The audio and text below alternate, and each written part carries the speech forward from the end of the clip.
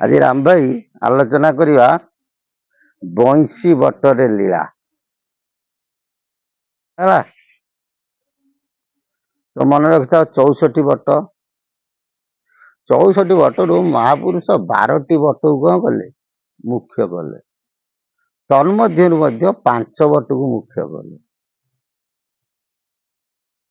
बुझी जो 12 बट भितर बंशी बट अन्यतम महापुरुष कहते दिने बंशी बटरे कौन हम प्रभुंकर लीला खेला परिप्रकाश बुझी ना भक्त मान सब थिबे एवं भक्त मान को भक्त नित्य भक्त ये हेतु दिया भक्त नुह कि चेतुआ भक्त नुह नित्य भक्त कौन जेते बेले प्रभु आसंती स्वतंत्र देवपुर सी तांकर कौन कहते सहचर मान को लेकिन आसती सत्य जुगे जो महाप्रभु आसिले 64,000 कौन कले भक्त को लेकिन बुझी तापर आसिले कौ जुगे ना तृतीय जुगे रामचंद्र सी कौन कले 32 सहस्र भक्त को लेकिन आसिले लीला खेला कले गला बेलू से 32 सहस्र को सांगे नहीं पड़े द्वापर जुग जो महाप्रभु कृष्णचंद्र आसिले 16 सहस्र भक्त को लेकिन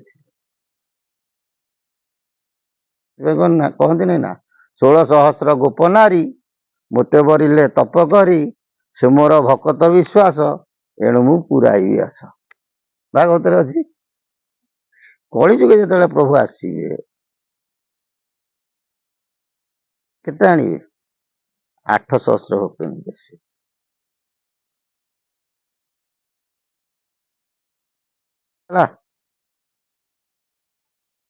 8 सहस्र भक्त नहीं कि आसवे से 8 सहस्र भक्त को धरिकी कौन करेंगे बंशी बटरे दिन ना दिन लीला करेंगे ये जो बंशी बट तत्व बंशी बट कथा ये पिंडे आसो ब्रह्मांड आसो तत्व मार्ग बुझी ना यहाँ हूँ शिवकल्परू ये पदटी आनीचे राम नाम दुईक्षर भितर बाहर लय करी निरंतर सुमरी चितरी रस रस नारे रस बासनारे रस राहस देखा कहे अच्युत दे दास खाली जमक पद ए लगी कौन रस रस नारे फेरे रस बासनारे रस राहस देखा कहे अच्युत दे दास केतेटा रस नागिला 3टा रस आर अर्थ सब अलग आसी ये हूँ जमक पद बुझी राम नाम दुईक्षर भितर बाहर लय करी निरंतर सुमरी चित्तरे द्वादश गोपाल को महापुरुष कहते ममता बा टे शुणुता बढ़िया तत्व जिनिस कहले राम नाम को तमें निरंतर जप कर भितर आ बाहर राम कौन राम किए राम शब्दर अर्थ कौन राम शब्दर अर्थ हूँ सुंदर राम शब्दर अर्थ कौन सुंदर संसार सुंदर किए से ब्रह्म है सुंदर आ किसी नहीं राम शब्दर अर्थ हूँ कौन सुंदर बुझी ना माने ब्रह्म महापुरुष कहते राम नाम दुईक्षर भितर बाहर लय करी निरंतर सुमरी चित्तरे से जो ब्रह्म से राम नाम दुईक्षर कौन है विवेचित कराई भल कथा मन रख जिते बेले महाप्रभु दशरथ घरे जन्म हेले जय विजय थे रावण आ कुंभकर्ण ହେଲା। ରାବଣ ଜାଣିପାରିଲା, କହିଲା ହଁ ମୋ ପ୍ରଭୁ ଜନ୍ମ ହେଲେଣି, ମୁଁ ଟିକେ ଯାଇ ଦର୍ଶନ କରେ। ତେଣୁ ରାବଣ ଯେତେବେଳେ ଲଙ୍କା କଟକରୁ ଆସିଛି ଅଯୋଧ୍ୟାକୁ ପ୍ରଭୁଙ୍କୁ ଦର୍ଶନ କରିବାକୁ, ମନ୍ଦୋଦରୀ କହୁଛି ପ୍ରଭୁ, ସ୍ୱାମୀ କହୁଛି ସ୍ୱାମୀ ତମେ ତ ମତେ ଛାଡି କୁଆଡେ ଯାଅ ନା, ଆଜି ଏକୁଟିଆ କଣ କୁଆଡେ ପଳଉଛ? ବୁଝି ହଉଛି। ସ୍ତ୍ରୀ ଯେତେବେଳେ ବାଧ୍ୟ କରିଛି, ଆଉ ରାବଣ କଣ କହୁଛି ସମ୍ଭାଳି ପାରିନି, ସତ କଥାଟି ଖୋଲି କହିଦେଇଛି, ଆରେ ମୋ ପ୍ରଭୁ ଆସିଗଲେଣି ମର୍ତ୍ତ୍ୟ ମଣ୍ଡଳକୁ, ଆଉ ମୁଁ ଯାଉଛି ଟିକେ ଦେଖା କରିବାକୁ। ତ ପ୍ରଭୁ ଆଇଛନ୍ତି, ଆଉ ତମେ ଯୋଉ ଦେଖିବାକୁ କଣ ମୁଁ ଯାଇପାରିବିନି? ନାରେ ତୁ ମୁଁ ମିଶିଲେ ଯିଏ ମୋ ପ୍ରଭୁ ହଉଛନ୍ତି ସିଏ। ମନ୍ଦୋଦରୀ ବୁଝିପାରିଲାନି। କଣ ମୁଁ କିଛି ବୁଝିପାରୁନି? ନା ମୁଁ ରାବଣ, ମୋ ମୂଳ ଅକ୍ଷର ହେଲା ରା, ତମେ ହେଲ ମନ୍ଦୋଦରୀ, ତମ ମୂଳ ଅକ୍ଷର ହଉଛି ମ। ତେଣୁ ଆମେ ହଉଛ ଠାକୁରଙ୍କର ପରମ ଭକ୍ତ, ତେଣୁ ଆମ ନାଁକୁ ଧରି ମୋ ପ୍ରଭୁ ଆଇଛନ୍ତି ରାମ ଉପରେ, ତେଣୁ ତାଙ୍କ ନାଁଟା ହେଇଛି ରାମ। ମୁଁ ଯାଉଛି ସେଇ ରାମକୁ ଦର୍ଶନ କରିବା। ସେଠୁ ମନ୍ଦୋଦରୀ ରାବଣ ଆଇଛନ୍ତି ରାମଚନ୍ଦ୍ରକୁ ଦର୍ଶନ କରିବା। ହେଲା। ତା ଦେହରେ ଚନ୍ଦ୍ର ଶବ୍ଦଟା କାହିଁକି ଲାଗିଲା ସେଟା ପଛ ଗୋଟେ ଏପିସୋଡରେ କହିବି। ଏଇ ଯୋଉ ରାମ ପରମ ବ୍ରହ୍ମ, ଇଏ 2 ଅକ୍ଷରରେ ବିଭକ୍ତ ହେଲେ, ଯାହାକୁ ଭୀମ ବହି କହନ୍ତି। ଏକୋଇ ବ୍ରହ୍ମ ସଦା ଥିଲା, ଲୀଳାରେ 2 ଭାଗ ହେଲା। ସେ କିଏ ସେ ହେଲେ? ନା ଜୀବ ପରମ, ଆଦି ଅନାଦି। 10 ଅବତାର ଭିତରେ ମହାପ୍ରଭୁ ପୂର୍ଣ୍ଣ ବ୍ରହ୍ମ ଅବତାର ମାତ୍ର ହେଇଛନ୍ତି 4 ଥର, ଆଉ ସବୁ ହେଇଛନ୍ତି ଅଂଶକଳା ଅବତାର। ନୃସିଂହ ଅବତାର ପୂର୍ଣ୍ଣ ବ୍ରହ୍ମ ଅବତାର, ରାମ ଅବତାର ପୂର୍ଣ୍ଣ ବ୍ରହ୍ମ ଅବତାର, କୃଷ୍ଣ ଅବତାର ପୂର୍ଣ୍ଣ ବ୍ରହ୍ମ ଅବତାର, ଆଉ ଗୋଟିଏ ଅବତାର ଅଛି ପୂର୍ଣ୍ଣ ବ୍ରହ୍ମ ଅବତାର ବୋଧେ ପରାଶର ଲେଖିଛନ୍ତି। ଏ ଯୋଉ ରାମ ଶବ୍ଦ କଣ? ଜୀବ ପରମ ବା ଆଦି ଅନାଦି, ଇଏ ମିଶିକି ହେଲେ କି ସେ ସ୍ୱୟଂ ପରମ ବ୍ରହ୍ମ ମର୍ଯ୍ୟାଦାବାନ ପୁରୁଷ ରାମ। ସେଥିପାଇଁ ମଧ୍ୟ କୁହନ୍ତି ରାଟି ରାଧା ବୋଲି କହି ମହଟି ପରମ ବୋଲା। ହେଲା। ଏକୋଇ ବ୍ରହ୍ମ ସଦା ଥିଲା, ଲୀଳାରେ ବେନିଭାଗ ହେଲା। ଏ ଯୋଉ ରାମ ଶବ୍ଦଟା, ରାମ କଣ ହେଇଛି 2 ଭାଗରେ ବିଭକ୍ତ ହେଇଗଲା। ରା ହେଲେ ରାଧା, ମ ହଉଛନ୍ତି କୃଷ୍ଣ। ବୁଝି ହଉଛି ନା? ବା ଆକୁ କୁହନ୍ତି କଣ? ହ ସ। ଯୋଉ ନିଶ୍ୱାସ ଆମେ ପବନ ନଉଛେ, ଏ ପବନକୁ ମଧ୍ୟ ରାମ ଶବ୍ଦ ବୋଲି ମଧ୍ୟ କୁହାଯାଇଛି। କହିଲେ ରାମ ନାମ 2 ଅକ୍ଷର ଭିତରେ ବାହାରେ। ଏ ଯୋଉ ରାମ ନାମ ଯୋଉ 2ଟା ଅକ୍ଷର ରା ଆଉ ମ, ତାକୁ ଅନ୍ତର ଭିତରେ କଣ କର? ଜପ କର, ଏବଂ ବାହାରେ ମଧ୍ୟ ଜପ କର। ସେଥିପାଇଁ ଯେତେବେଳେ ନାମ ହୁଏ ସବୁ ଦେଖୁ ତ ଅଷ୍ଟପହରୀ କହନ୍ତି, ଗୋଟେ ଭଜ ଶବ୍ଦ ଲଗାନ୍ତି, ଗୋଟେ ଜପ ଶବ୍ଦ ଲଗାନ୍ତି, ଲଗାନ୍ତି ନାଇଁ ନା? ଭଜ ମାନେ କଣ? ଭଜନ କର। ଜପ ମାନେ ଅନ୍ତର ଭିତରେ ତାକୁ ଜପ କର। ତେଣୁ ରାମ ନାମଟାକୁ ସାକାରରେ ସ୍ଥୂଳବାଦରେ କୁହ, ଏବଂ ଅନ୍ତର ଭିତରେ ମଧ୍ୟ କୁହ। ଯଥା ପବନ ଦ୍ୱାରା, ଅଜପା ସୂତ୍ର କଣ? ନାମଟାକୁ ପବନ ସହିତ ତାଳ ମିଳେଇ ଜପ କରିବାଟା ହଉଛି ଅଜପା ସୂତ୍ର। ଖାଲି ପାଟି ବନ୍ଦ କରିକି ହାତ ଗଡେଇକି ଜପ କଲେ ସେଇଟାକୁ ଅଜପା କୁହେ ନା। ଏ ହଉଛି ଗୁରୁମାର୍ଗ ତତ୍ତ୍ୱ। ବହୁତ ଲୋକ କୁହନ୍ତି ମୁକ ହେଇକି ନାମ ଜପ, ନୋ ଦ୍ୟାଟ୍ ଇଜ ରଙ୍ଗ। କହିଲା ଭାଇ ସଙ୍ଗେ ରତି କରିଲେ ପିରତି, ପାଇବୁ ତୁ ତର ଅସନ, ମାଳି ଠକ ଠକ ଜ୍ଞାନର ବଖାଣ, ନାହିଁଟି ଯେ ପ୍ରୟୋଜନ। ଏ ମାଳି ଠକ ଠକ କହିଲେ ତା ଦେହରେ କିଛି ପ୍ରୟୋଜନ ଦରକାର ନାହିଁ। ବୁଝି ହଉଛି? ଫେର କହିଲେ ତୁ କିସ ଭଜିବୁ ମନ, ସେ ତ ଭଜୁ ଅଛି ରେ, ତୋ ଭଜିବାକୁ ବେଳ ଆଉ କି ନାହିଁ କିଛି ରେ। କିନ୍ତୁ ଅଜପା ସୂତ୍ରରେ ଯୋଉ ଭଜନ ଚାଲିଛି, ଯୋଉ ହଂସ ଭଜନ ଚାଲିଛି, ତା ସାଙ୍ଗେ ରାମ ଶବ୍ଦଟାକୁ ମିଶେଇ ଦିଅ। ସୂର୍ଯ୍ୟାୟନ ଚନ୍ଦ୍ରାୟଣକୁ ପେଟ ଭିତରେ କୁମ୍ଭକରେ ତାକୁ ଏକତ୍ରିତ କର, ଏବଂ ମୁଖରେ ମଧ୍ୟ ରାମ ଶବ୍ଦଟାକୁ କଣ କର? ଉଚ୍ଚାରଣ କର, ଭିତରେ ବାହାରେ। ଲୟ କରି ନିରନ୍ତର ସୁମରି ଚିତ୍ତରେ। ଲୟ କରି ତାକୁ ଜପ ଯେ, ସେ ଆଡେ ଜପୁଥିବ ରାମ, ହରେ ରାମ ହରେ ରାମ ହରେ ରାମ ରାମ ରାମ ରାମ, ହେ ମୋ ବାଢ ଘୁଞ୍ଚେଇ ଦେଲା, ତାର କିଛି ମହତ୍ଵ ନାହିଁ, ତାର କିଛି ମହତ୍ଵ ନାହିଁ। ସେଗୁଡ଼ା କୁହନ୍ତି କାନ୍ତାରିଆ ଭକ୍ତ। ପ୍ରକୃତ ଭକ୍ତ ଯିଏ ସିଆଡେ ପ୍ରଭୁଙ୍କୁ ଡାକୁଥିବ, ସେ ତାର ସେ ବାଡ ଉପରେ ମନ ଥବ, ତାହାର କିଛି ମହତ୍ଵ ନଥାଏ। ବୁଝି ହଉଛି ନା? ସେ କହିଲେ ସୁମର ନିରନ୍ତର ସୁମରି ଚିତ୍ତରେ, ଚିତ୍ତରେ ବୋଲନ୍ତି ଅନ୍ତର୍ନିହିତ ଭାବରେ, ଅନ୍ତର୍ନିହିତ ଭାବରେ ଡାକ, ମାନେ ତାକୁ ମୁଖରେ କଳନା ହେଇଯାଉନି, ସେ ଭାବ ଡାକିବ। ଯେତେବେଳେ ପ୍ରଭୁଙ୍କ ଯେତେବେଳେ ହଜିଯିବ, ତମେ ବି ନିଜେ କିଛି ଜାଣିପାରିବ ନାହିଁ। ରସ ରସ ନାରେ ରସ, ବାସ ନାରେ ରସ, ଯମକ ପଦ। ରସ କୋଉଥିରେ? ଯୋଉ କହିଲେ ଚିତ୍ତରେ, ମାନେ ଅନ୍ତର୍ନିହିତ ଭାବରେ ମଜ। ରସନାରେ ରସ, ଏଠି ରସନାରେ କଣ? ତା ଭାବରେ ରସ। ବାସନାରେ ରସ, ଏଠି ବାସନା କଣ? ତା ଭକ୍ତି ଭାବରେ ରସ।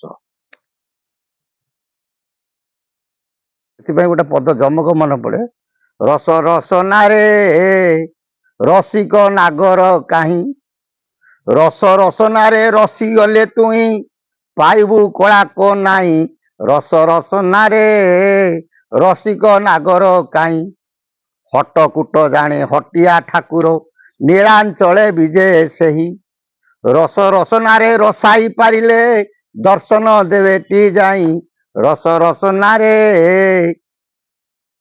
କି ସୁନ୍ଦର ପଦ, ଖାଲି ରସ ରସରେ ଯମକ ପଦ। ସେଇଆକୁ ମହାପ୍ରଭୁ ମହାପୁରୁଷ କହିଲେ, ଏଇ ଭାବରେ ରହିଲେ ରାହାସ ଦେଖିବୁ କହେ ଅଚ୍ୟୁତରେ ଦାସ। ତେଣୁ ଏମିତି ଅନ୍ତର୍ନିହିତ ଭାବରେ, ପ୍ରେମ ଭାବରେ, ଆନନ୍ଦ ଭାବରେ, ନିର୍ମଳ ଭାବରେ, ହୃଦୟ ଭାବରେ ଯଦି ପ୍ରଭୁଙ୍କ ପାଖରେ ଆତ୍ମନିବେଶ କରିପାରିବ, ଏ ରାମ ଶବ୍ଦଟାକୁ ନିରନ୍ତର ଜପ କରିପାରିବ, ତାହେଲେ ରାହାସ ଦେଖିବ। କୋଉଠି? ନା ଗୋଲାହାଟପୁରରେ। ଗୋଲାହାଟପୁର କୋଉଠି କହିଥିଲୁ? 84 ଉପର। ତମେ ସମସ୍ତେ ଜାଣିଛ ଆମ ହାତରେ କେତେ? 3 ହାତ ଚାଖଣ୍ଡେ ବା 14 ପା। ନୋ, ଦ୍ୟାଟ୍ ଇଜ ରଙ୍ଗ। ସମସ୍ତଙ୍କ ହାତରେ ସମସ୍ତ ହଉଛନ୍ତି 88 ଆଙ୍ଗୁଳ। ପାଦରୁ ଆଣ୍ଠୁ ହାତେ, ଆଣ୍ଠୁରୁ କଟି ହଉଛି ହାତେ, କଟିରୁ କଣ ହେଲା? କାନ୍ଧ ହେଲା ହାତେ, କାନ୍ଧରୁ ବେକ ହଉଛି 4 ଆଙ୍ଗୁଳ, ତାପରେ ମୁଖ ହଉଛି ଚାଖଣ୍ଡେ, ହେଲା। 84 ଆଙ୍ଗୁଳ ନୁହଁ, ସମସ୍ତଙ୍କ ହାତରେ ସମସ୍ତ ହଉଛନ୍ତି 88 ଆଙ୍ଗୁଳ। 4 ଆଙ୍ଗୁଳ ହଉଛି ଶୂନ୍ୟ ମଣ୍ଡଳର ରସ। ଏ ଯୋଉ ରାମ ଶବ୍ଦଟାକୁ ଭଜନ କରିବ କେମିତି, ତେବେ ତମେ ରାହାସ ଦେଖିବ। କୋଉ ଭାବରେ? ଏଇ ଭାବରେ ଯୋଉ କହିଲି। ପୁଣି ସେଇଆକୁ ସେ ତା ତଳ ପଦ କହିଲେ, ଲୟ ଅଙ୍ଗ ଏକ କରି ଲୀଳାରେ ତୁ ଭର, ଲାବଣ୍ୟ ମୂରତି ହେତୁ ଅଙ୍ଗେ ଠାବ କର। କି ସୁନ୍ଦର କଥା, ବୁଝି ହଉଛି? ଲୟ ଅଙ୍ଗ ଏକ କରି, ଲୟ କର କୋଉଠିକି? ରାଧା ପାଦକୁ। ଭୀମ ଭୋଇ କହିଲେ, 2 ପାଦ ନ ମିଶଇ ଏକ ପାଦେ ଧର ଧର, ଶୂନ୍ୟ ମନ୍ଦିରେ ବିହାର, ରୂପରେଖ ନାହିଁ ତାର। ବୁଝି ହଉଛି? ଏକ ପାଦରେ ଲୟ କର, ବା ଏକ ପାଦ ବୋଲତେ ରାଧା ପାଦ ବା ଶ୍ରୀପାଦ କୁହନ୍ତି ନାସାଗ୍ର। ବହୁତ ଲୋକ ଥାଆନ୍ତି ଏମିତି ଆଖିକି କଣ କରନ୍ତି, ଉପରୁ ଖୋସି ଦିଅନ୍ତି। ବୁଝି ହଉଛି? ପାଣ ସଜନୀରେ ଯାହା ମୁଁ ଦେଖିଲି ଆଜ, କହିବା ଲୋକର ମନକୁ ନ ଆସେ, ଶୁଣିବା ଲୋକକୁ ଲାଜ। ଯୋଉମାନେ ଆଖିକି ତରାଟିକୁ ଉପରକୁ ଖୋସନ୍ତି, ସେ କଣ କୁହାଯାଏ ତା କ୍ୟାମେରା ଆଗରେ କହି ହଉ ନାହିଁ। ସେଟା ହଉଛି ଆବାଟ ଛାୟାରେ ହଜି ଯାଆନ୍ତି, ପ୍ରକୃତିରେ ସେ ଜାଣିପାରନ୍ତି ନାହିଁ। କହନ୍ତି ଲୟା କର ଲୟ କର ଲୟାଙ୍ଗରେ ପାଇବ ହେତୁ ଦୁଆରେ, ମାନେ ନାସା ଅଗ୍ରକୁ ଲୟ କର। ସେଇଆକୁ ଠାକୁର କିଏ? ସେ ଅଚ୍ୟୁତାନନ୍ଦ ମହାପୁରୁଷ କହୁଛନ୍ତି। କୋଉଠି? ଏକ ଅଙ୍ଗରେ, ଏକ ପାଦକୁ। ଏକ ପାଦ କିଏ? ରାଧା ପାଦ, ନାସା ଅଗ୍ର। ଲୟ ଲୟ ଏକ ଅଙ୍ଗ କରି ଲୀଳାରେ ତୁ ଭର, ମାନେ ନାସା ଅଗ୍ରକୁ ଲକ୍ଷ୍ୟ ରଖି ମନକୁ ଲୀଳାଙ୍ଗରେ ତମେ ଭର। ପ୍ରଭୁଙ୍କ ପାଖରେ କଣ କର? ଆତ୍ମସମର୍ପଣ କର। ଲାବଣ୍ୟ ମୂରତିଟି ହେତୁ ଅଙ୍ଗେ ଠାବ କର। ହେତୁ ବୋଲନ୍ତି କି ସେ ତ୍ରିକୁଟ ସଦୀଗତି ହେତୁ, ହେଲା। ହେତୁ ବୋଲନ୍ତି କଣ? ହେତୁ ବୋଲନ୍ତି ପରମ। ହେତୁ ତୁ କିଏ? କୃଷ୍ଣ। ବୁଝି ହଉଛି ନା? ତେଣୁ ପ୍ରଭୁଙ୍କ ସ୍ଥାନ ହଉଛି ଗୋଟେ ତ୍ରିକୁଟ ସନ୍ଧି। କହିଲେ ତମେ ନାସାକୁ ଲୟ କରି ତ୍ରିକୁଟରେ ନେଇକି ମନକୁ ନିବସ କର, ତେବେ କଣ ହବ? ତମେ ସେଠି କଣ ହବ? ଲୀଳା ଦେଖିବ। ଲାଗି ଅଲଗାରେ ଛନ୍ତି ରାଧା କୃଷ୍ଣ ବେନି, ଲୟ ଅଙ୍ଗେ ଏକ କରି ଅଚ୍ୟୁତ ଯେ ଭଣୀ। ଯୋଉ କଥା କହିଥିଲି ଆଗରୁ ଟିକେ ନାକୁ, ରାଧା ମ କୃଷ୍ଣ ବା ସୂର୍ଯ୍ୟାୟଣ ଚନ୍ଦ୍ରାୟଣ, ଆକୁ ଏକ କର। କୋଉଠି? କୁମ୍ଭକରେ। କୁମ୍ଭକରେ କଣ ଏକ କରିବ? ଆଙ୍କୁ ହଂସ ସୂତ୍ର ବୋଲି କୁହାଯାଇଛି। କହନ୍ତି ନାମ ହଉଛି ଏକାକ୍ଷର, ମାତୃଗର୍ଭ ଭଞ୍ଜନ ହେଲା ଏକାକ୍ଷର, ହଂସଟା ହଉଛି 2 ଅକ୍ଷର। ତେଣୁ କୁମ୍ଭକରେ ଯୋଉ ଅକ୍ଷର ତାକୁ ମିଳାଅ, ହ ଶବ୍ଦକୁ ଆଉ ସ ଶବ୍ଦକୁ ମିଳେଇଲେ ଯୋଉ ଶବ୍ଦ ଉଚ୍ଚାରଣ ହବ ତାହା ତ ନାମ। 2 ଅକ୍ଷର ନାମ ନୁହେଁ। ସେଥିପାଇଁ ମହାପୁରୁଷ କହିଛନ୍ତି ହ ସଙ୍ଗେ ସ ମିଳା, ଯୋଗ ଫଳକୁରେ ଖେଳା, ଯାହା ହେବ ଯୋଗ ଫଳ ତାହା ତ ନାମ। ସେ ହ ସହିତ ସ ମିଶେଇ ଦେଲେ ଯୋଉ ଗୋଟାକ ହବ ସେଇଟା ନାମ। ସେଟା ଗୁରୁ ଜାଣିଛନ୍ତି। ପାଠ ଇଏ ସାଧାରଣ ଜିନିଷ ନୁହଁ। ସେଥିପାଇଁ ସେ କହିଲେ ରାଧା ଲାଗି ଅଲଗାରେ ଛନ୍ତି। କିଏ? ସୂର୍ଯ୍ୟାୟଣ ଚନ୍ଦ୍ରାୟଣ ଗୋଟାଏ ବାଟେ ଆଉଛନ୍ତି, କିନ୍ତୁ ସେ ଅଲଗା ହେଇଯାଇଛନ୍ତି। ଲୟ ଅଙ୍ଗେ ଏକ କରି ଅଚ୍ୟୁତ ଯେ ଭଣୀ, ଏ ଦିଟାକୁ ମିଶେଇକି ଲୟ କର। କୋଉଠି? ତ୍ରିକୁଟ ସନ୍ଧି। ଫେସେଇ ତା ତଳ ପଦ କହିଲେ ବାଇ ପ୍ରାୟ ହୋଇଛି ତ ମଜି ଅଛି ମୁହିଁ, ବଂଶୀ ବଟ ମୂଳେ ଲୀଳା ଦେଖିବୁ ହୋ ତୁ। ହେ ଦ୍ୱାଦଶ ଗୋପାଳ ମାନେ, ମୁଁ ଏଇ ଭାବରେ ରହି ମୁଁ ଆଜି ବାଇ ହେଇଯାଇଛି, ପ୍ରଭୁଙ୍କ ପାଖରେ ପାଗଳା ହେଇଯାଇଛି। ପ୍ରଭୁଙ୍କୁ ଯେତେବେଳେ ପାଇଗଲା ଆଉ ଜୀବନରେ କଣ ଅଛି? ମୁଁ ବାଇ ହେଇଯାଇଛି। ତମେ ମାନେ ଏଇ ଭାବରେ ଯଦି ରହିବ, ବଂଶୀ ବଟ ମୂଳେ ଲୀଳା ଦେଖିବୁ ହୋ ତୁହି। ବଂଶୀ ବଟ ଏଠି ପଞ୍ଚବଟ ମୁଖ୍ୟରେ ଅଛନ୍ତି। ପଞ୍ଚ ପଶ୍ଚାତ୍ମ ଦେଖିବ ଏଠି ପଞ୍ଚବଟ ରହିଛନ୍ତି। ବଂଶୀ ବଟ ହଉଛି କଣ? ଓଲଟ ଢାକୁଣି ତଳ ତିରିକୁଟ ସନ୍ଧି, ତହିଁ ତଳେ ଦେଖ ବଂଶୀ ବଟ ଅଛି ବନ୍ଧି। ବଂଶୀ ବଟ ବନ୍ଧେ ନାସା ଅଗ୍ର। ଏଠି ବଂଶୀ ବାଜୁନି, ସଂସ ସଂସ ହଉନି, ସୁ ସୁ ଶବ୍ଦ ହଉନି ନା? ହଁ କି ନାଇଁ? ତେଣୁ ସେ କଣ କହିଲେ?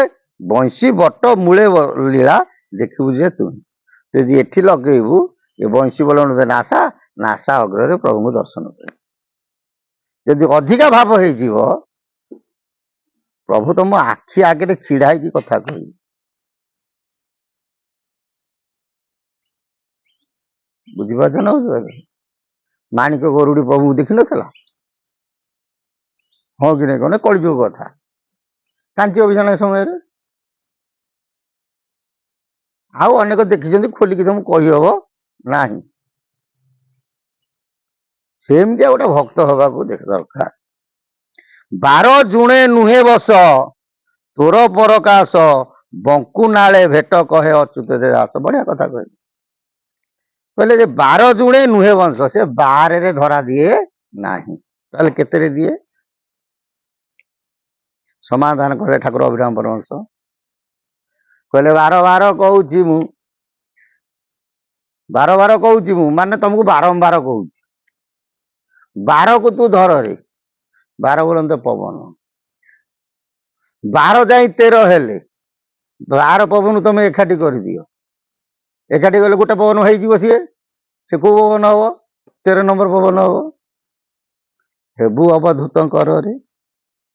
ସେଇ କଥାକୁ ଏଠି ଅଚ୍ୟୁତ କହିଲେ, 12 ଜୁଣେ ନୁହେଁ ବସ, ତୋର ପରକାଶ, ବଙ୍କୁ ନାଳେ ଭେଟ କହେ ଅଚ୍ୟୁତ ଯେ ଦାସ।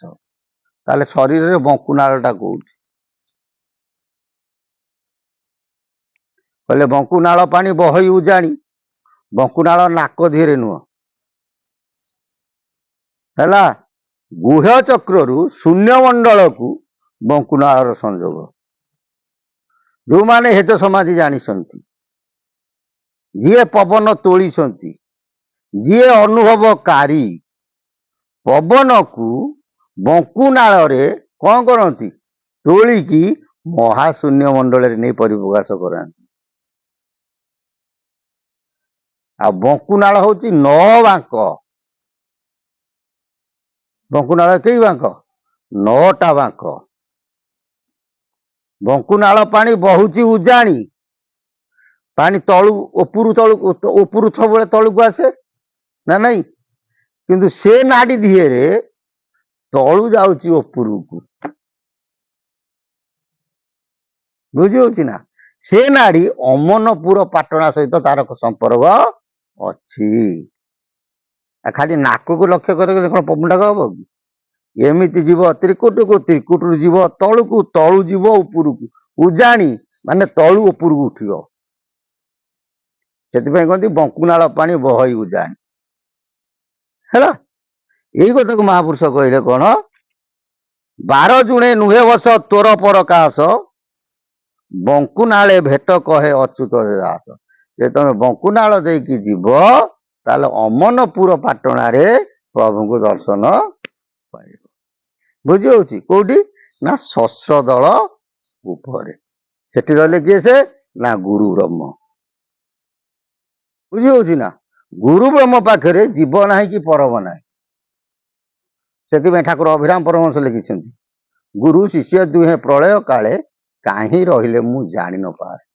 ସେଠି ଗୁରୁ ନାହିଁ କି ଶିଷ୍ୟ ନାହିଁ, ଦିନ ନାହିଁ କି ରାତି ନାହିଁ, ପାପ ନାହିଁ କି ପୁଣ୍ୟ ନାହିଁ, ଜନ୍ମ ନାହିଁ କି ମୃତ୍ୟୁ ନାହିଁ। ବୁଝି ହଉଛି? ଆଉ ଗୁରୁ ଘର ପାଠ ହଉଛି ଶେଷ ପାଠ। କଣ ଜାଣିଛ ନା? 3ଟି ହଉଛି ଶିଷ୍ୟ ପାଠ। ବର୍ତ୍ତମାନ ଏ ଗୁରୁ ମାର୍ଗରେ ଏ ଜିନିଷ ପଢା ହଉ ନାହିଁ। ଗୋଟା ହଉଛି ନିଶ୍ୱାସ, ଆମେ ନିଶ୍ୱାସ ନଉଛେ, ହଉନେ ନା?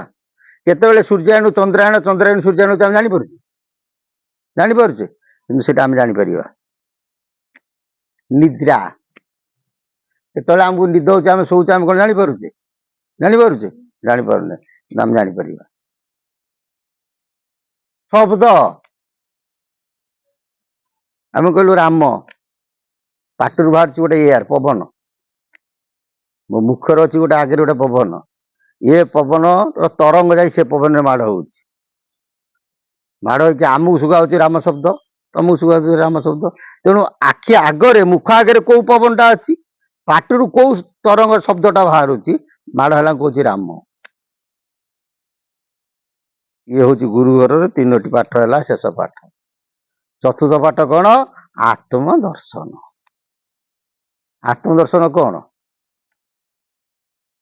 ଏମିତି ଆଖି ଖୋଜିକି ଜ୍ୟୋତିକି ଏମିତି ଆଖି ତରା ଟିକେ ଆତ୍ମ ଦର୍ଶନ? ଏରା ମିଛ କଥା। ଆତ୍ମ ଦର୍ଶନ କଣ? ନିଜର ଆତ୍ମାକୁ ନିଜେ ଯଦି ତମେ ଦର୍ଶନ କରିପାରିଲ, ସପନା କୋଟି ଜୀବଙ୍କ ଆତ୍ମା ବିଷୟ ତମେ ଜାଣିପାରିବ। ଯିଏ ଆତ୍ମା ଉପରେ କୁହନ୍ତି ତାଙ୍କୁ ଆତ୍ମଜ୍ଞାନୀ କୁହନ୍ତି। ଯିଏ ସ୍ୱ ଆତ୍ମାକୁ ଦର୍ଶନ କଲା ତାକୁ ଆତ୍ମଦର୍ଶୀ କୁହନ୍ତି। ବୁଝି ହଉଛି ନା? ଆତ୍ମଜ୍ଞାନୀ ଅଲଗା, ଆତ୍ମଦର୍ଶୀ ଅଲଗା। ତେଣୁ ଠାକୁର କହିଲେ, ଅଚ୍ୟୁତାନନ୍ଦ ମହାପୁରୁଷ, ଯେ ତମେ ଏଇ ଭାବରେ ରହିବ, ବଂଶୀ ବଟ ମୂଳରେ କଣ ହବ? ତମେ ରାସ ଦେଖିବ। ସେମିତି ପିଣ୍ଡରେ ଯେମିତି ଦେଖିଲ, ସେମିତି ବ୍ରହ୍ମାଣ୍ଡରେ ମଧ୍ୟ ରାସ ହବ। କାରଣ ପିଣ୍ଡ ବ୍ରହ୍ମାଣ୍ଡ ଏକମତ, ଜାଣନ୍ତି ସୁଜ୍ଞାନୀ ପଣ୍ଡିତ। ଅଚ୍ୟୁତ ସେଇଆକୁ ଲେଖିଲେ, ନିଗମ କଳ୍ପଶାସ୍ତ୍ର 8ମ ଅଧ୍ୟାୟ। ହେଲା, ହେଜ ପୁରୁଷକୁ ହେଜିଲେ ପାଇ, ବଂଶୀ ବଟ ବୋଳେ ନୀଳାଟି ଯାଇ, 16 ଦାର ତହିଁରେ ମେଳ। ବୁଝି ହଉଛି? ହୋଇବ ରାହସ ଅନନ୍ତ ଖେଳ ବୋଲ ଆନନ୍ଦେ ଗୱାର ହରି ବୋଲ। ପିଣ୍ଡରେ ଯାହା, ବ୍ରହ୍ମାଣ୍ଡରେ ଶିବା, ସେଇଆ। ଜୟ ଜଗନ୍ନାଥ। ପ୍ରଭୁଙ୍କ ସଦିଚ୍ଛା ପୂର୍ଣ୍ଣ ହଉ ବୋଲ ଆନନ୍ଦେ ଗୱାର ହରି।